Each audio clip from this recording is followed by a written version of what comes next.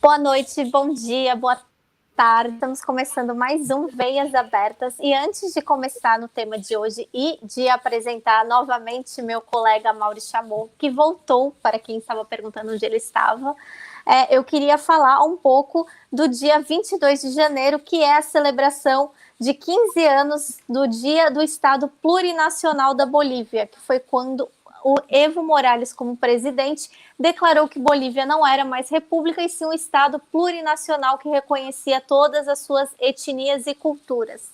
E eu queria, antes de tudo, mandar um beijão para os meus amigos dos Huipalas por el Mundo, minha querida companheira Cláudia aqui, que está sempre na militância aqui na Europa, trazendo visibilidade para as causas não só bolivianas, mas para as causas latinas no geral. Um queridíssimo abraço, beijo e um bom dia 22 para vocês. E então, sem mais delongas, vou apresentar o meu colega Mauri Chamorro e perguntar onde ele está hoje. Mauri, bom dia, boa tarde, boa noite, onde você está? Tudo bem, Nath?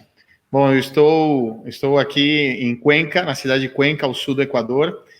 A gente está aqui na campanha do Andrés Arauz, né, candidato a presidente pela Revolução Cidadã, e está indo bem. A correria da campanha, você sabe, né, e os problemas também de conectividade e tudo, a gente acaba improvisando um pouquinho, e eu peço desculpa e admito ter ficado muito chateado. Eu gostaria de ter participado demais, gostaria de ter participado do programa especial, mas, bom, as condições foram adversas, porém a gente está aqui. E eu gostaria também de acrescentar, para quem não sabe o que é um Estado plurinacional, o Estado plurinacional é um Estado que aceita sobre uma mesma Constituição diversas nações.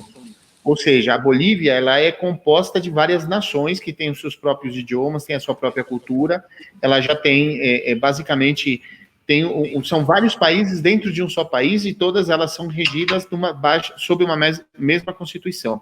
No caso da Bolívia, 3 nacionalidades, né? A Guarani, a Quechua e também a Aymara.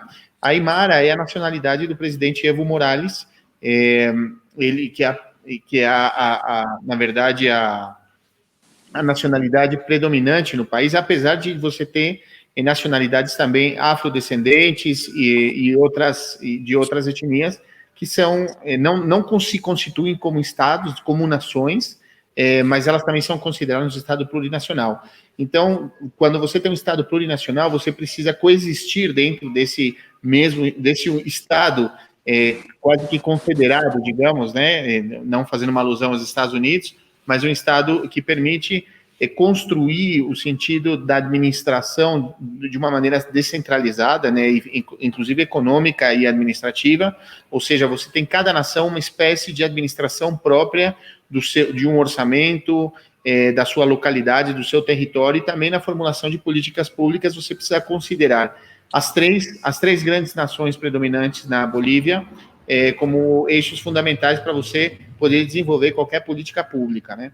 É muito interessante isso na América Latina. A gente tem 2 países na América Latina, basicamente, que são plurinacionais, que é a Bolívia e o Equador. O Equador também, com a Constituição de 2008, o presidente Rafael Correa, ele consegue constituir o Equador como um país também plurinacional, porém, não está no nome do país, continua sendo República do Equador, só que ele é um Estado plurinacional que também contempla diversas nacionalidades. Aqui no Equador, no caso, são 14 nacionalidades indígenas, 11 delas estão na Amazônia e as outras 3 estão na região praticamente na Cordilheira dos Andes, né?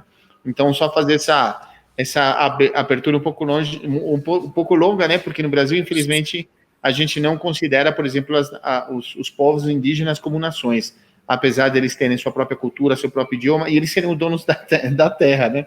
A gente, infelizmente, acabou não dando valor ainda aos povos indígenas, que são originários e são os povos ancestrais do nosso querido Brasil. Mas, bom, a América Latina está mudando de a pouquinho. Falando em mudanças de América Latina, nós agora, infelizmente, como sempre, nós sempre estamos sendo afetados pelos Estados Unidos. Os Estados Unidos têm um novo presidente, e um novo presidente que já entrou com o pé na porta da América Latina da pior maneira possível. Como é que você, Mauri, avalia essa posse do Biden? O que você acredita que vai mudar, ou se alguma coisa vai mudar para melhor, para pior para a América Latina? Olha, a gente tem que analisar diversas... É muito complexa a relação, sempre foi muito precária a relação de dependência, né, da América Latina com os Estados Unidos, e a gente precisa entender algumas variáveis que são importantes e que confundem a América Latina, mas já dá também alguns tipos de sinais importantes. A primeira delas é que os Estados Unidos, o governo do Biden já reconheceu o Guaidó como presidente interino, encarregado, sei lá, qualquer coisa assim, o presidente fictício da Venezuela, uma coisa que é muito ruim. Havia uma expectativa de que ele não reconhecesse, porém, isso não quer dizer que a futuro, e num futuro próximo, o Guaidó deixe de ser considerado presidente da Venezuela, e isso pode ser resolvido iniciando aí um processo de tentativa, não de restabelecer as relações entre a Venezuela e os Estados Unidos, já que a ruptura da relação entre ambos os países existe há muitos anos, já ainda no governo do presidente Hugo Chávez. E lembrando que o Guaidó, na verdade, ele é uma figura importante não só para as relações internacionais dos partidos conservadores dos Estados Unidos, tanto o Partido Republicano como o Partido Democrata, como o Guaidó, ele foi o mecanismo que os Estados Unidos conseguiu para roubar os capitais, né, o dinheiro e a reserva internacional que a Venezuela tinha nos Estados Unidos, e também as empresas estatais venezuelanas que operavam nos Estados Unidos, né? A gente já tinha falado isso em alguns outros programas, mas é importante lembrar, caso os nossos queridos internautas, queridas e queridos internautas não lembrem, mas a Venezuela, ela é dona de uma grande rede de postos de gasolina nos Estados Unidos, ela é dona de refinerias, ela é dona de todo um sistema de operação da questão do petróleo nos Estados Unidos, e a principal empresa que tem da Venezuela nos Estados Unidos chama Citgo, e essa empresa ela foi roubada, só que numa tentativa de legalização. Então, quando o Guaidó foi empossado pelos Estados Unidos como presidente da Venezuela, então ele foi obrigado a assinar os documentos que ele permitia, imagina o absurdo, que ele permitia, como presidente interino fictício da Venezuela, entregar os bens e os ativos das empresas venezuelanas para os Estados Unidos. No total, são 30 bilhões de dólares que os Estados Unidos roubaram da Venezuela. Em reais, são mais ou menos 150 bilhões de reais que os Estados Unidos roubaram do povo venezuelano. Então, o governo Biden assumiu a presidência da República nesse momento, né? O Biden assumiu a presidência da República nesse momento, e pela pressão do sistema financeiro, que está ganhando muito dinheiro. E não só, olha que interessante, não só a questão de você ficar com os ativos das empresas estatais venezuelanas, mas também de você ficar com os papéis da dívida externa venezuelana, né? Então, há uma renegociação, que o Guaidó assina uma renegociação de papéis internacionais a um custo ridículo, e que o sistema financeiro internacional toma isso como um documento real, verdadeiro, e vai aumentar sensivelmente, já aumentou sensivelmente a dívida da Venezuela com os Estados Unidos. Por outro lado, o Biden, muito inteligentemente, o que ele está fazendo nos Estados Unidos, basicamente, ele já declarou que ele vai assumir os imigrantes, né, inclusive os imigrantes ilegais, que ele vai dar facilidades para que eles legalizem a situação dele nos Estados Unidos.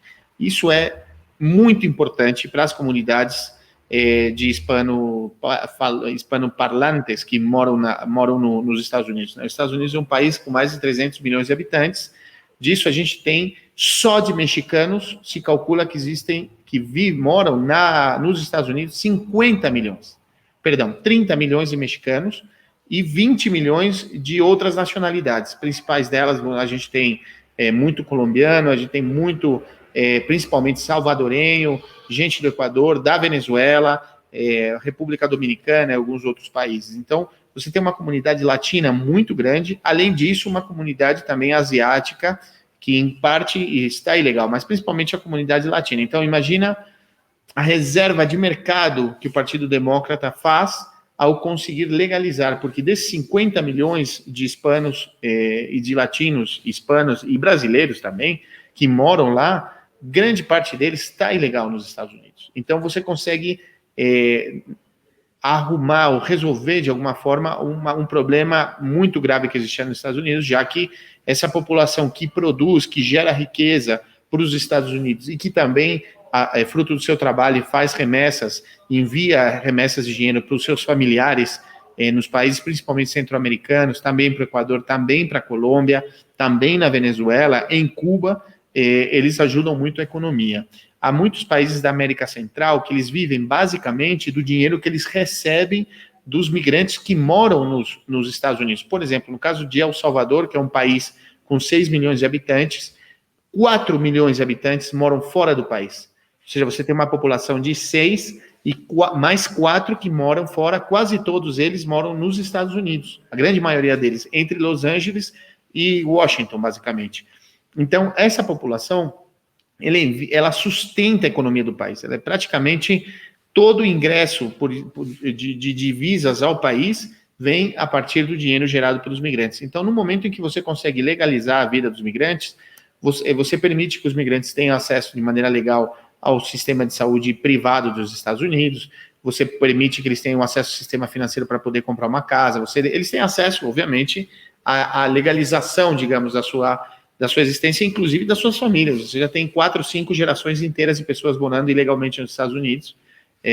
Isso é muito importante. Por mais que a gente tenha, no caso dos Veias Abertas, uma postura muito beligerante, digamos, em relação aos Estados Unidos e o que eles fazem com a nossa América Latina e com o resto do mundo, é importante entender que para a comunidade latina é fundamental o que o Biden vai fazer. Porém, a gente também tem que entender isso como um cálculo político. Além disso, há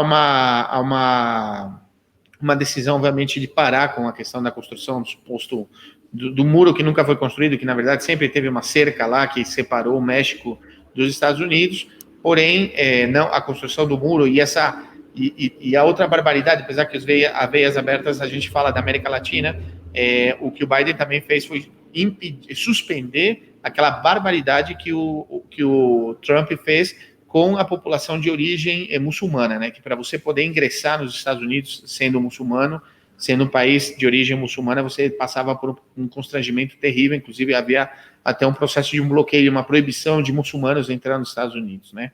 Então, é basicamente isso que vai impactar. Agora, e aí eu já passo a palavra, eu estou falando para burro, né? Eu peço desculpa, mas é que é um tema realmente que me apaixona. Eu não quero, por favor, ser machista de falar tanto, e eu resumo tudo agora. Então, e também há uma tentativa, uma esperança, uma expectativa de o início de normalização da relação dos Estados Unidos com Cuba.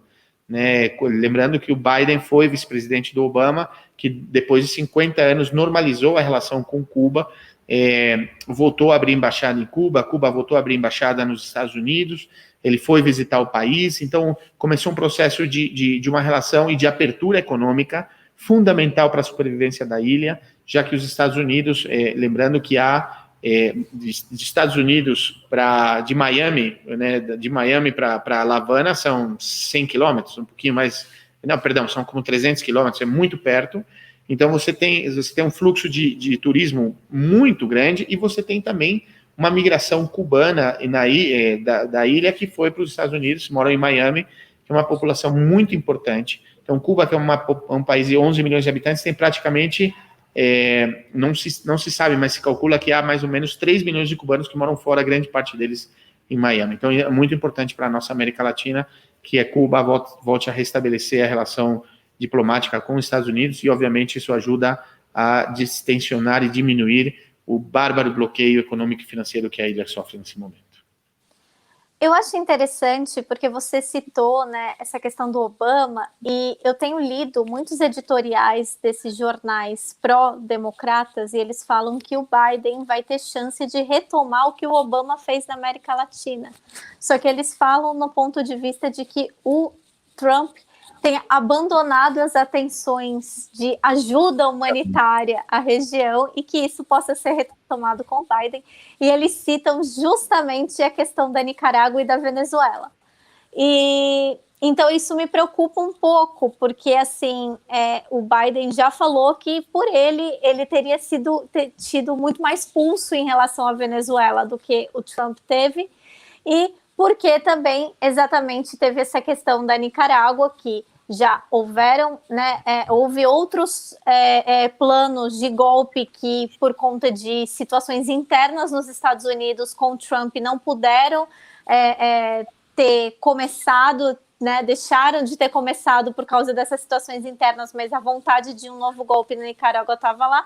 E agora nós temos o Joe Biden, que, apesar dos Estados Unidos, como diria o meu colega do Globalistas, o Brian Mier, está em um estado complicado financeiramente falando, ou seja, eles vão focar em se reconstruir em vez de focar em promover golpes de Estado. Uma das coisas que eu tenho achado assim mais similar de todos esses editoriais é a necessidade de dizer que os Estados Unidos precisa voltar a dar atenção para a América Latina para combater o soft power da China. Então, isso talvez mude um pouco a estratégia dos Estados Unidos em relação à América Latina com o Biden, essa política de talvez ter esses golpes de Estado travestidos, né, de ajuda humanitária.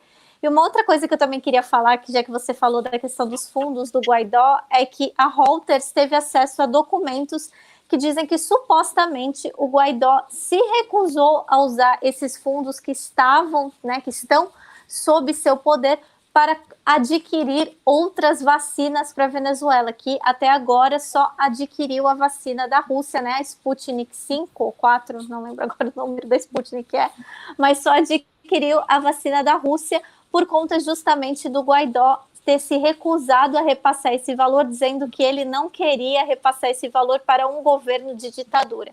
Então, ou seja, ele prefere, né, deixar o povo da Venezuela sem vacinação, sem acesso a medicações necessárias no meio de uma pandemia global, do que tentar negociar com o governo democraticamente eleito de Nicolás Maduro. Então, acho que isso é também muito complicado e fala muito sobre, na verdade, o que é essa intenção do Guaidó de ser presidente e quem é o Guaidó, assim, de verdade, né? A gente tem...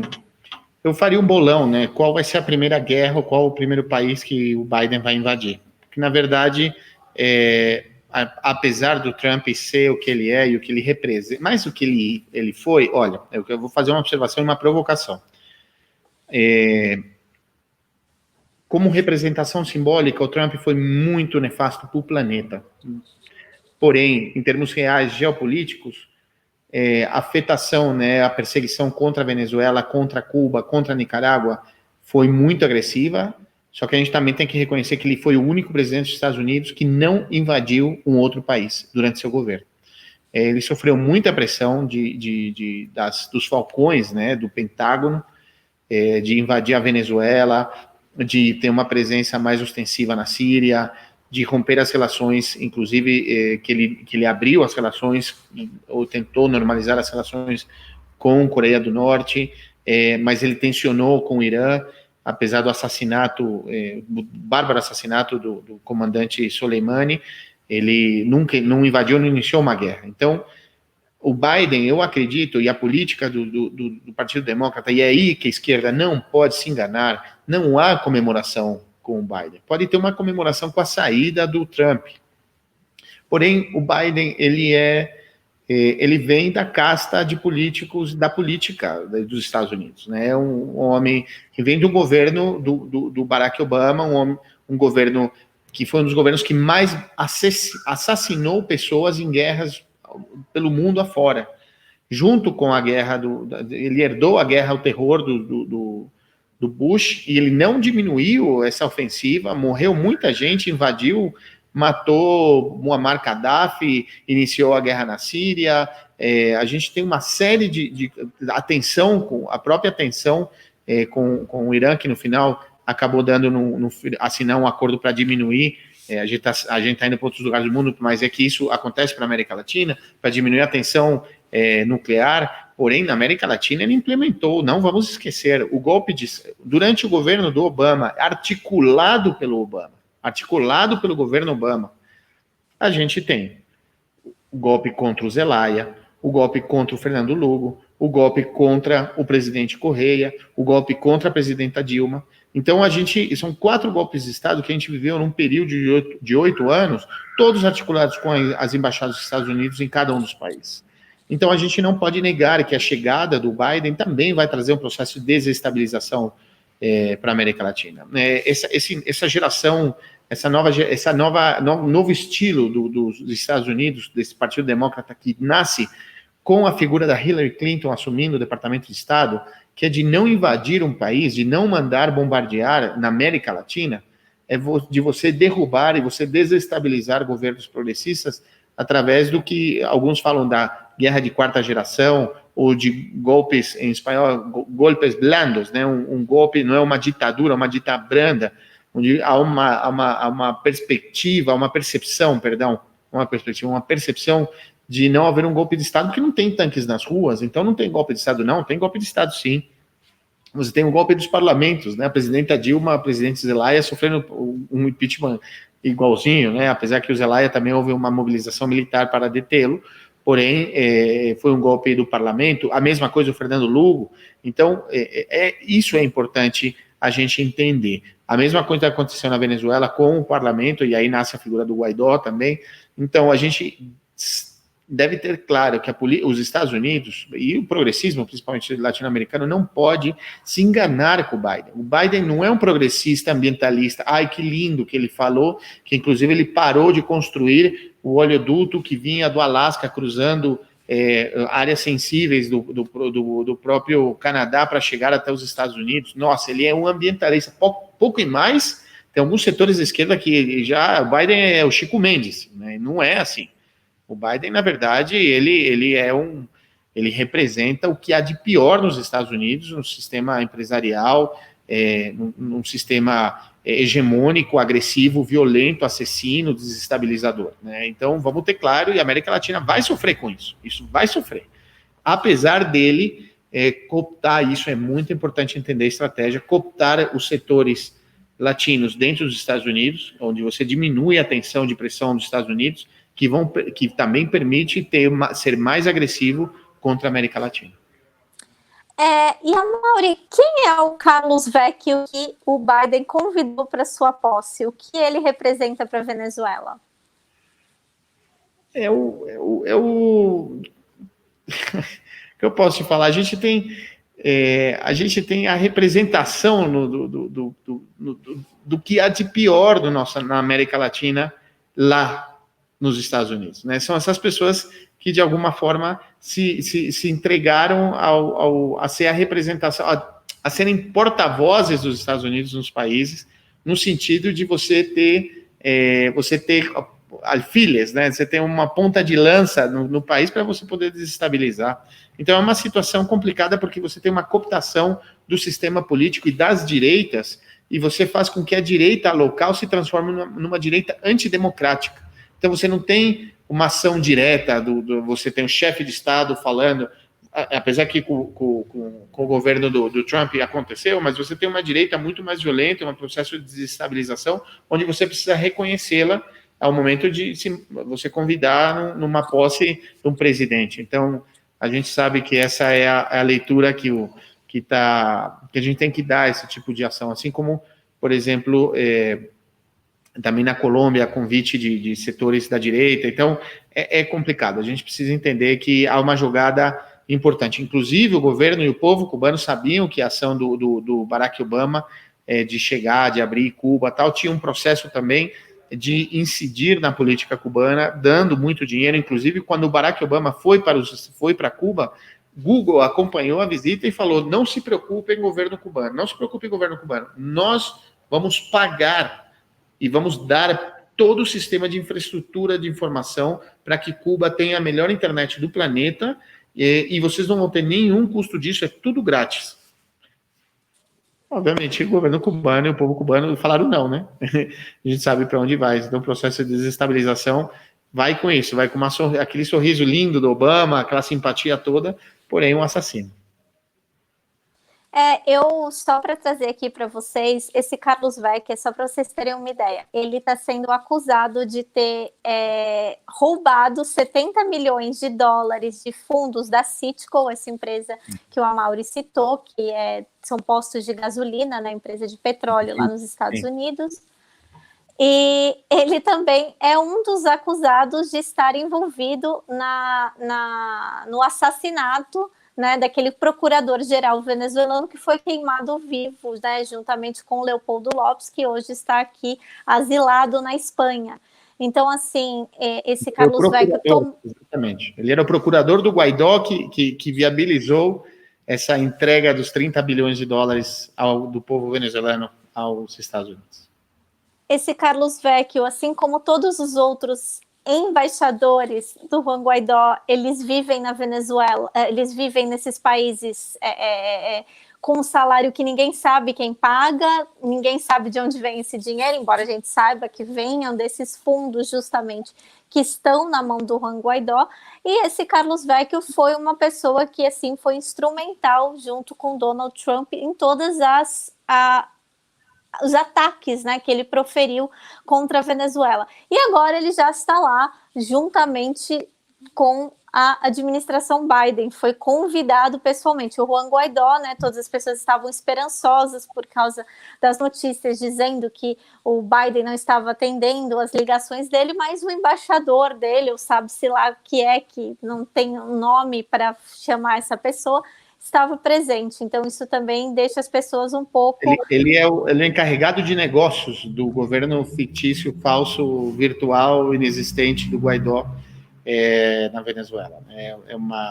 Ele foi do Voluntad Popular, né, que é o partido fundado pelo Leopoldo López, um partido muito violento, que ao longo da história recente da Venezuela foi responsável pelas guarimbas, né, que foram aquelas mobilizações violentas que geraram praticamente 80 mortos, muitos deles queimados vivos, né, estudantes, gente, inclusive um negro venezuelano foi queimado, ele era antichavista, ele estava na manifestação, ele foi queimado por ser negro, eles falaram, então é negro, deve ser chavista, e queimaram ele, e ele era da oposição ao governo do presidente Nicolás Maduro. Mas você imagina a cabeça desse povo. Bom, esse é o Carlos Vecchi.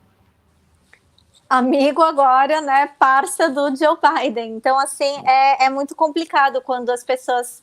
É o que o Brian fala muito para mim, fala, gente, brasileiro, latino, não pode confiar nem em democrata, nem muito menos em republicano, né? São duas faces do mesmo monstro. Na verdade, assim, eu acho que eu prefiro o republicano. O republicano, apesar de ser mais agressivo, ele é direto, ele é transparente. O Donald Trump, todas as barbaridades que ele cometeu como governo, ele falou durante a campanha. Ele foi eleito para isso e ele estava cumprindo. Isso. Agora, Obama não, né? Obama falou que ia tirar a base de Guantánamo de Cuba, que ia acabar com a guerra do Iraque, e é o que a gente viu. Olha, uma coisa que eu tô, assim, ansiosa é porque, como pessoa que mora aqui na Europa, né, é porque a Ursula von der Leyen, que é a líder, né, do Parlamento Europeu, do Conselho Europeu dentro da União Europeia, ela falou hoje que o Biden seria o presidente que eles estavam ansiosos para trabalhar juntamente com o Joe Biden. E a União Europeia tem dado, assim, sinais, mas não muito positivos, porque eu também não posso esperar muito nada deles aqui, né? Mas eles têm dado sinais de, por exemplo, eles estão voltando a negociar, a ter negociações com Cuba a respeito de programas de parcerias empresariais e parcerias diplomáticas. Eles não pararam de reconhecer Juan Guaidó como o presidente da Venezuela, embora eles também não reconheçam essa eleição da Assembleia Nacional que aconteceu em dezembro do ano passado, mas eles não reconhecem Juan Guaidó. Inclusive, o meu querido Mike Wallace, parlamentar socialista do Parlamento Europeu, hoje fez um discurso lindíssimo em relação a isso, falando que se a União Europeia realmente está comprometida com direitos humanos, com a crise da pandemia e com acabar com a desigualdade, que ela acabaria levantando as sanções que tem, principalmente contra a Venezuela, contra Cuba, contra a Nicarágua, a Síria, o Irã. Deu uma lista de países que estão... É uma coisa que a gente tem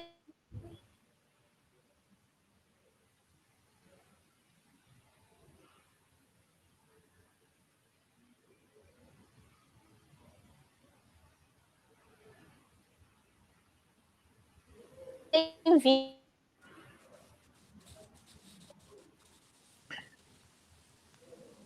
Tá me vendo? Não Tô tá? sim. Ah, ótimo. Não, aqui tinha congelado o sinal aqui, desculpa. Olha, e tem uma coisa importante também, tem uma crise migratória chegando que está se dirigindo aos Estados Unidos, né? Que é a marcha de 9 mil pessoas na Guatemala, fugindo da fome, fugindo dos desastres naturais, fugindo da pobreza. Eles estão caminhando, estão saindo a pé para cruzar toda a Guatemala, cruzar todo o México para chegar na fronteira dos Estados Unidos e conseguir entrar.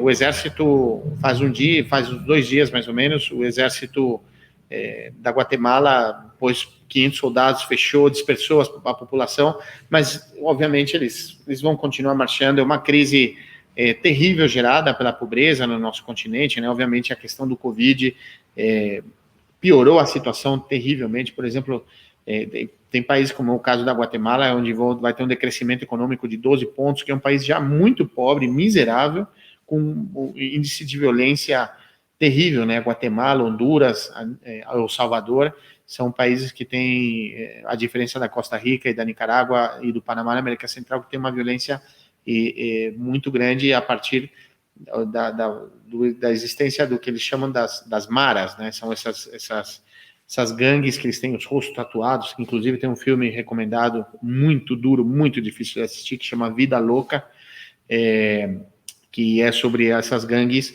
que têm origem nos Estados Unidos, em Los Angeles. Eles são deportados, são migrantes da América Central, de El Salvador, que moravam lá e criaram gangues para se proteger da violência dos americanos, dos estadunidenses. Então eles foram deportados, eles se transformaram em exércitos extremadamente violentos, que praticamente têm mais força territorial que o próprio Estado em todos esses países. Então a violência, a fome, a pressão dessas famílias fez com que 9 mil pessoas decidiram caminhar até a fronteira dos Estados Unidos. É uma barbaridade, uma crise humanitária terrível. Ninguém enfrentam isso com violência, enfrentam isso com polícia.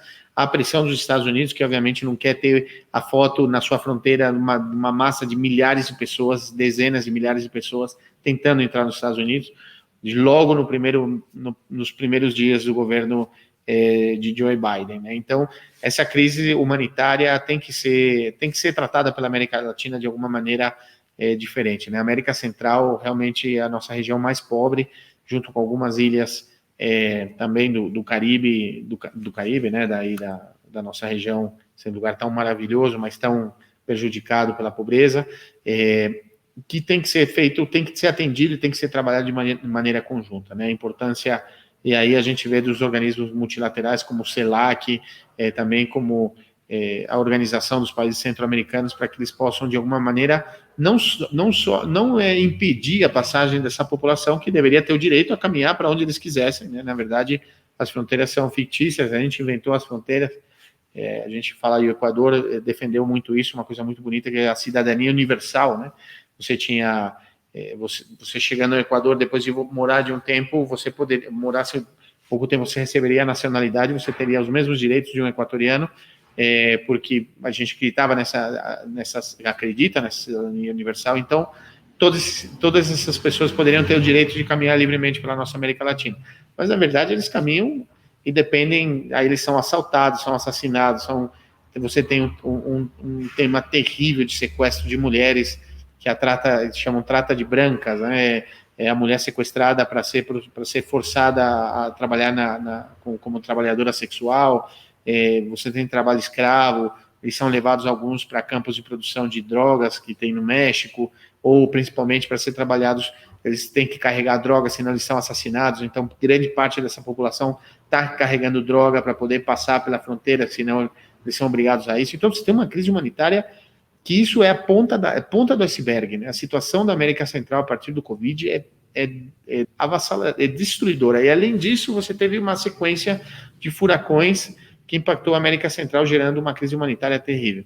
Então, isso você só consegue enfrentar se você tiver toda a América Latina unida. Por isso a importância da CELAC, por isso a importância da ALBA, por isso a importância da Unasul, que inclusive o Andrés Arauz, numa entrevista esse fim de semana, e hoje também ele reafirmou, ele disse que ele vai pedir para a Argentina devolver não a estátua do Nestor Kirchner, né, que foi levada, a estátua que estava na sede do Unasul e foi levada pelo governo do Alberto Fernandes foi levada para a Argentina, e também toda a memória e todos os servidores, toda a informação, praticamente se desmontou a sede da Unasul, uma barbaridade, mas o Andrés Arauz já conversou, inclusive, com o presidente Alberto Fernandes, que imediatamente vai devolver tudo isso para que se restabeleça a Unasul funcionar, a Unasul de volta aonde deveria ser e transformar de volta a Quito na capital da América do Sul. É importante a gente trazer aqui que essa crise da pandemia está trazendo várias sequelas econômicas, e uma dessas sequelas, como a Mauri estava falando da situação dos refugiados, foi que no ano passado, no período de janeiro até junho de 2020, houve um aumento de 19% no número de crianças dentro desse grupo de refugiados, segundo a Unicef. Então, assim, isso é muito grave, isso é muito sério, principalmente porque a gente sabe, no caso dos Estados Unidos aí na América e aqui na Europa, dos países da União Europeia, o norte global, né, o centro do capitalismo, como eles tratam esses refugiados, como essas pessoas vão ser recebidas e o que essas pessoas têm que passar para chegar até aqui. Eu trabalho juntamente com pessoas, inclusive trabalho com ex-refugiados que hoje em dia têm a cidadania aqui britânica, e eles dizem que o que acontece nos campos de refugiado é suficiente para deixar qualquer pessoa sem dormir para o resto da vida. Pessoas que prostituem os próprios filhos em troca de comida, pessoas que se vendem para trabalho praticamente escravo em troca de um teto, em troca de um prato de comida, em troca de um casaco. E os governos estão fazendo vista grossa, ou pior, né, deixando que essas pessoas se afoguem, deixando que essas pessoas sejam assassinadas pelos traficantes. Então, assim, é uma crise humanitária que não tem pátria, é uma crise humanitária global. Então, embora a gente esteja falando dessa questão da América Latina, é importante trazer essa perspectiva de que isso acontece em outras regiões do mundo e que as outras regiões do mundo também não estão sabendo lidar com esse influxo de pessoas e a pandemia juntamente, né? Não, é um horror. É um horror o que acontece. Infelizmente, nós, da América Latina, geramos grande parte dessa migração por uma questão não só do conflito armado que aconteceu durante os anos 70, 80, das ditaduras, mas também e principalmente por crises econômicas no nosso continente, né? As pessoas forçadas a migrar, a se deslocar, a se transformar em refugiado por uma questão econômica. É terrível. Quando você escuta, o Brasil não sofreu, né, praticamente por isso. São pouco, na verdade, pelo tamanho da população, o Brasil tem uma migração muito menor do que deveria ter, mas a gente, claro, esse fenômeno do Nordeste indo para São Paulo, né, indo para o Sul, os nordestinos, o que aconteceu na primeira metade do século XX, essa grande migração, obviamente é um fenômeno que aconteceu no Brasil, mas que a gente vê na América Latina acontecer dos países para os Estados Unidos, né, e é um pouco menos para a Europa, inclusive por questão idiomática, mas grande maioria para os Estados Unidos, já que se você já tem parentes, se você já tem amigos, já há uma cultura de morar nos Estados Unidos, inclusive porque o acesso, isso que a gente vê é terrível, né, você cruzar a fronteira e tentar cruzar um deserto, que é um dos desertos mais inóspitos e mais agressivos, digamos, contra esse tipo de tentativa de entrar num país, né? Então é uma situação muito complexa que tem que ser tratada de maneira global, e a gente está esperando a ver como o Joe Biden vai tratar não só o migrante que está dentro do país, mas essa crise gerada na América Central para ir para lá. Até porque, assim, embora você tenha falado que ele tem essas intenções em relação à migração, existem pessoas da equipe dele que disseram que essa transição para a retomada dos direitos das pessoas, principalmente os Dreamers, que eram aquelas pessoas que nasceram nos Estados Unidos de famílias indocumentadas e que tiveram, por um tempo, o direito de viver e de passar, né, a cidadania estadunidense para os seus familiares, e no governo Trump tiveram esse direito retirado deles, muitas dessas pessoas estão esperançosas, mas o governo do Joe Biden, essas pessoas do gabinete dele já disseram que essa transição vai demorar um pouco para ser feita por conta justamente dessas condições que estamos vivendo no mundo. A maior preocupação, eu acredito que seja, realmente parar de separar as famílias, né? Porque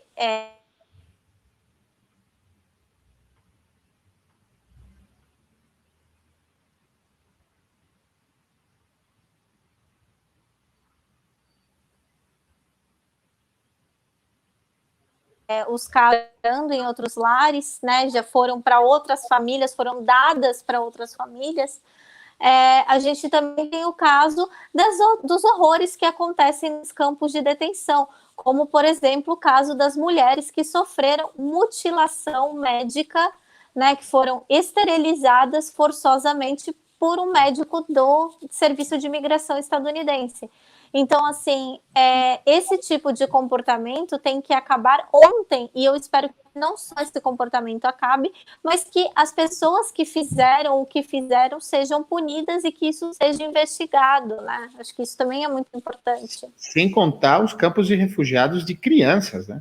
Aquelas cadeias que você encontrava ao longo da fronteira dos Estados Unidos, só de crianças que foram separadas dos pais.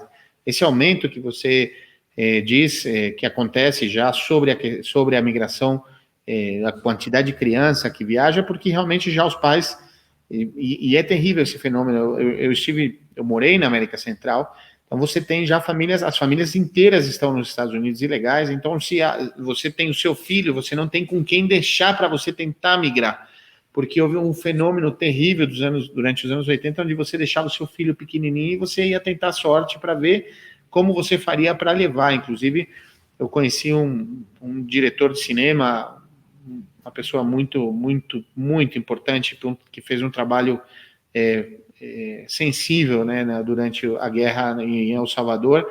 Ele foi migrar nos Estados Unidos, e ele já estava só, não tinha mais ninguém na família, ele tinha 14 anos, ele foi de ônibus, sozinho, sem dinheiro, para cruzar a fronteira. A história dele é terrível, mas é uma história que acontece com milhares de pessoas diariamente. Aquilo tão perto, tão longe do paraíso, tão perto dos Estados Unidos. Mas, em todo caso, a gente tem a nossa América Latina aqui se preparando, quem sabe, para outros ares. Bom, no Peru vai ter eleição, se ratificou, apesar do Covid, a eleição em abril. Eu acho, lembrando que o Peru tem o pior índice per capita de mortos per capita do planeta, junto com o Equador, né? Primeiro é o Peru, depois o Equador. A quantidade de pessoas que morreram com o Covid é uma coisa bárbara. E teve essa segunda onda de contágio que está sendo muito agressiva no país. Apesar disso, o Conselho Nacional Eleitoral, né, o sistema, a Justiça Eleitoral anunciou que realmente vai acontecer a eleição esse ano, sim ou sim, apesar do Covid. Vamos ver se eles realmente vão ter condições para tal. No caso do Equador, até agora também está confirmada a eleição para dia 7 de fevereiro.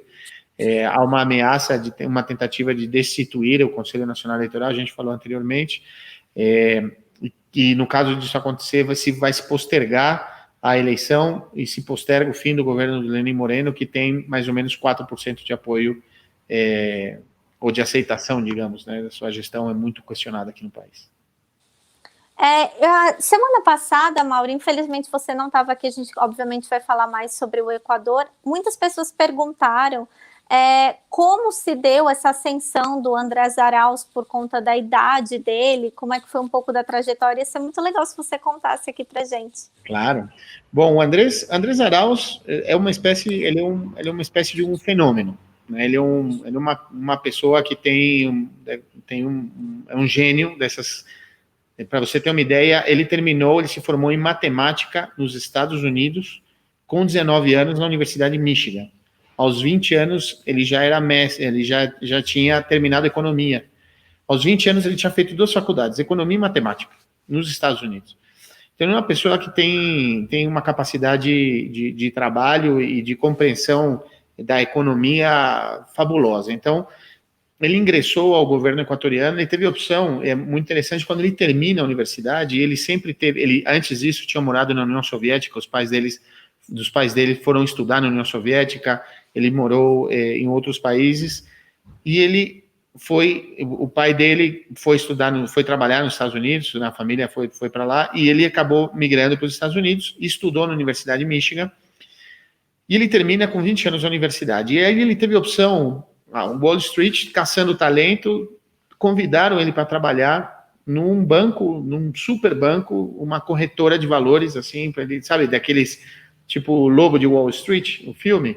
Então, esse perfil. E ele sempre quis trabalhar no serviço público. Ele sempre quis trabalhar no Banco Central e nos sistemas que regulamentassem, fizesse a regulamentação, do sistema financeiro. Olha que engraçado. E ele decidiu, em vez de ir para Wall Street ficar milionário, ele decidiu ir para o Equador, aquele Equador que ainda estava absolutamente quebrado naquela época, para trabalhar, e ele passa no concurso público, ele vai para o Banco Central, e ali começa a carreira dele como funcionário público.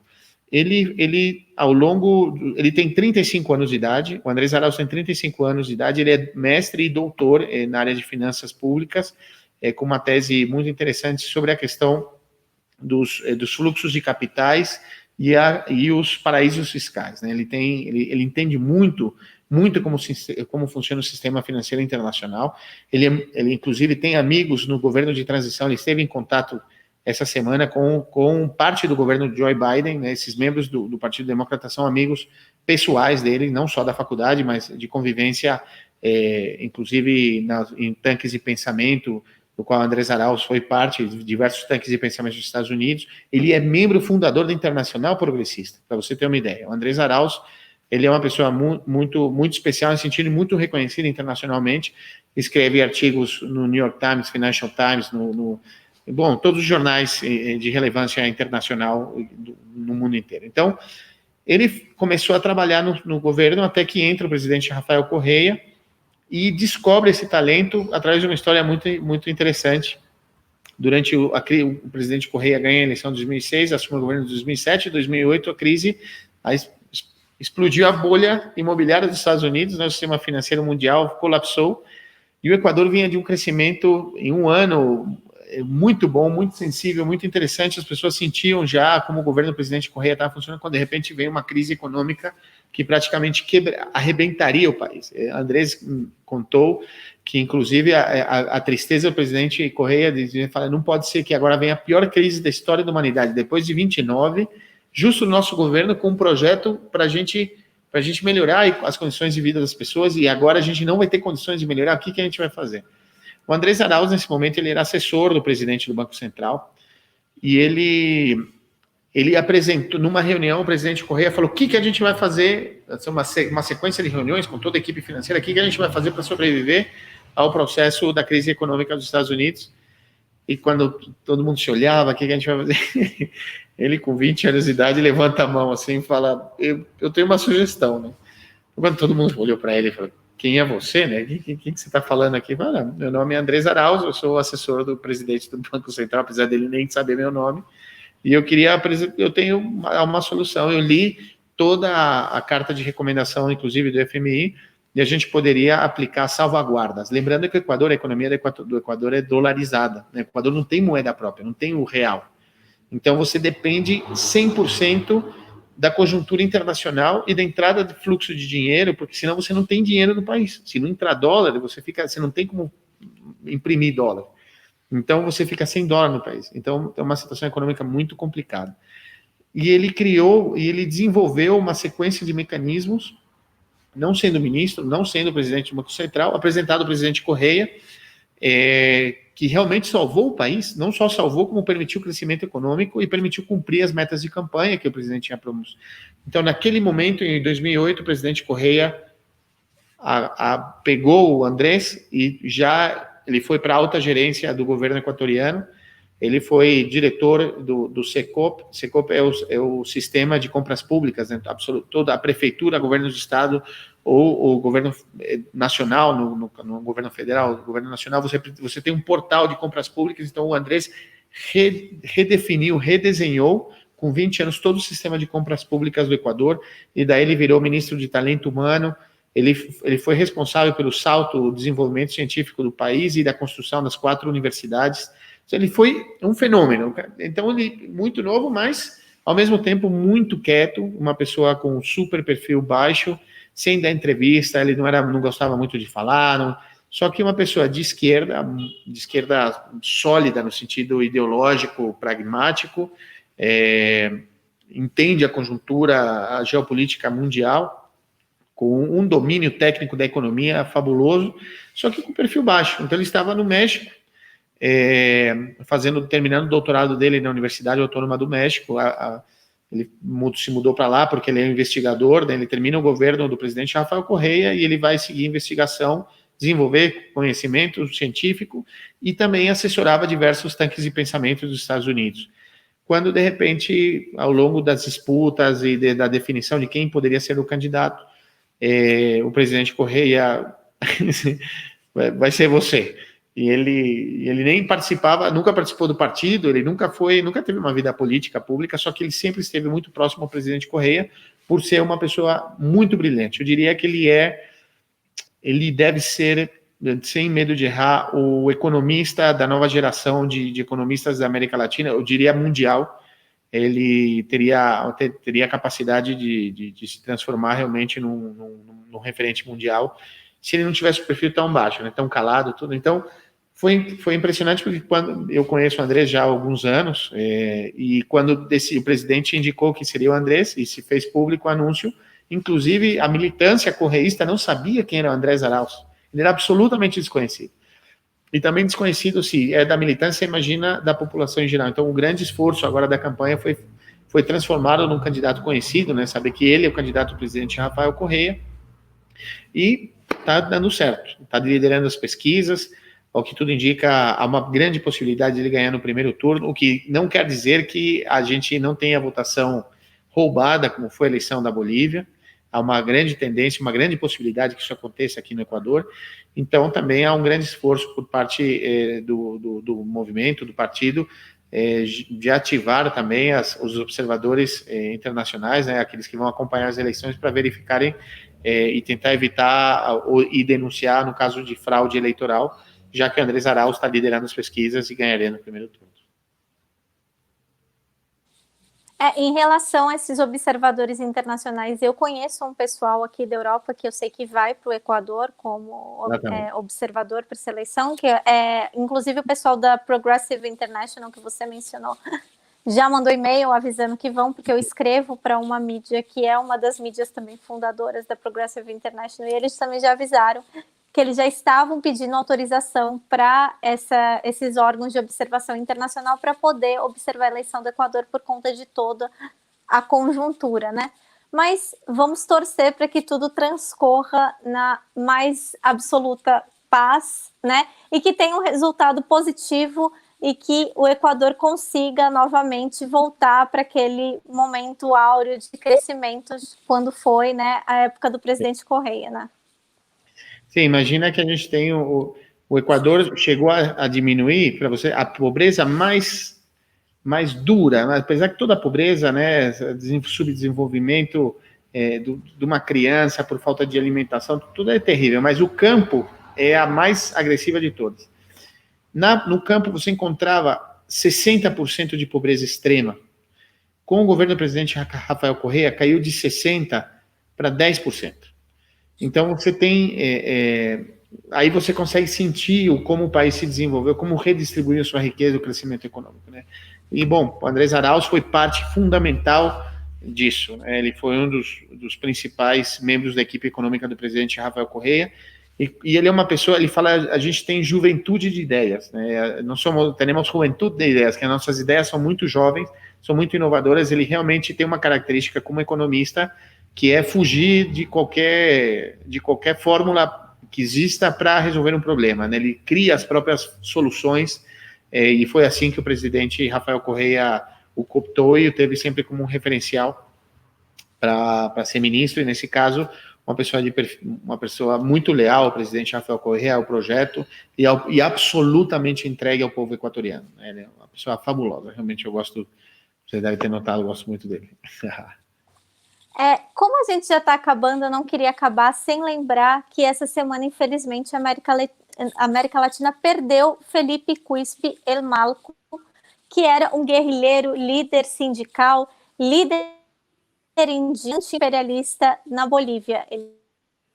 Ele fez, e eu acredito que um dos episódios assim dele foi quando ele foi dar uma entrevista para uma repórter de classe média da mídia corporativa, e ela perguntou para ele por que ele lutava, e ele respondeu: eu luto para que minha filha não tenha que ser sua empregada. Então, assim, ele deixa um legado assim inestimável, não só na luta da Bolívia, mas em toda luta, né, anti-imperialista, porque isso sempre foi uma plataforma muito forte para ele, que inclusive sempre foi uma pessoa que falou abertamente contra as interferências do próprio Estados Unidos na América Latina, né? Amaury, as pessoas estavam pedindo, ficaram com saudade semana passada da sua dica de livro. Você tem alguma dica de livro hoje? Tenho sim, eu tenho uma dica de um livro espetacular que eu li há muitos anos. Infelizmente eu não tenho ele fisicamente, eu juro que eu tinha separado. Olha, eu vou te contar o que eu estava fazendo. Eu tinha separado uma sequência de livros para viajarem comigo, para eu poder mostrar para você aqui, mas infelizmente eu esqueci todos os livros, eu não pude trazer. Em todo caso, o que eu queria recomendar é A Morte de Artemio Cruz, é um livro do Carlos Fuentes, escrito em 1962, é um livro que conta o momento pós-revolução mexicana, mas que tem um texto muito difícil de entender, ele vale a pena, porque ele realmente explora, você não entende que personagem que tá no livro, ou quem que está falando o que sobre quem, então você precisa prestar muita atenção, precisa voltar um pouco sobre essa essência do realismo mágico, né? Também lembrando aí o 100 Anos de Solidão, né? Entender toda a estrutura dos Buendia, de Macondo. Então, é um livro fabuloso que chama La Muerte de Artemio Cruz, de Carlos Fuentes, escritor mexicano, que eu adoro de paixão. Depois a gente vai falar de alguns outros livros dele.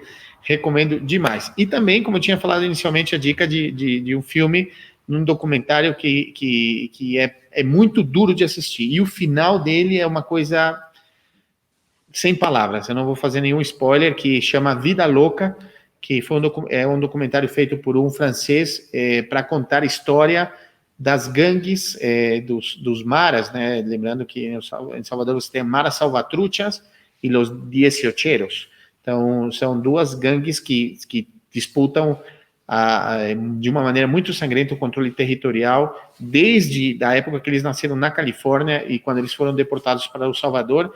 Então, ele convive, ele vive dentro da vida, desse dia a dia das gangues, e um documentário muito difícil de assistir, mas ele ajuda a entender um pouco o que está acontecendo na nossa América Latina. Eu acho interessante, já que você falou da América Central, poucos países latinos estão nas listas aqui do governo, principalmente do governo britânico, mas dos governos europeus no geral, como países que as pessoas têm permissão para pedir asilo político, asilo humanitário. E os países da América Latina que estão nessa lista, infelizmente, são os países da América Central. Com exceções de casos individuais, a maioria das pessoas que está aqui como refugiado e é latino, principalmente da Guatemala e Honduras. Sim. Houve, durante os anos 80, uma migração muito grande das guerras, né, da Nicarágua, El Salvador, de vários países para a Europa, né? A gente tem uma colônia, por exemplo, de salvadorenhos e na Suécia muito grande. A gente tem uma colônia também de chilenos na Noruega, porque a Noruega recebeu muito asilado durante a ditadura, mas no caso da América Central, realmente a Europa abriu muitas portas para a chegada dessas populações que conseguiram sobreviver a uma guerra que foi terrível, né? A gente falava no começo de estados plurinacionais, né? Você tem um estado inteiro, uma nação que tem a sua cultura, o seu idioma. No caso das guerras da América Central, estados ou nacionalidades inteiras foram desaparecidas. Não é que isso, não, eles foram. Então você tinha uma tribo, sei lá, você falasse dos Guaranis. Então, durante os anos 80, 70, 80, o exército, com a ajuda dos Estados Unidos, assassinou a população inteira daquela etnia, daquela nacionalidade, desaparecendo aquela nacionalidade. E até hoje, a América Central não tem números oficiais, não consegue concluir, mas a gente fala milhões de mortos na América Central ao longo de quase 50 anos de guerra. Por isso, e o resultado disso está aí. A Vida Louca é um documentário que vale a pena.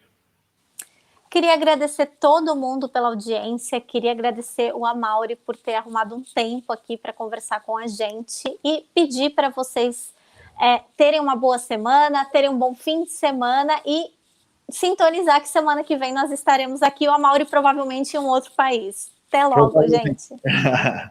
Um beijo a todos também. Sigam as nossas redes sociais. No caso aí, @Amaury Chamou no Twitter, Facebook, Instagram, tudo, até TikTok.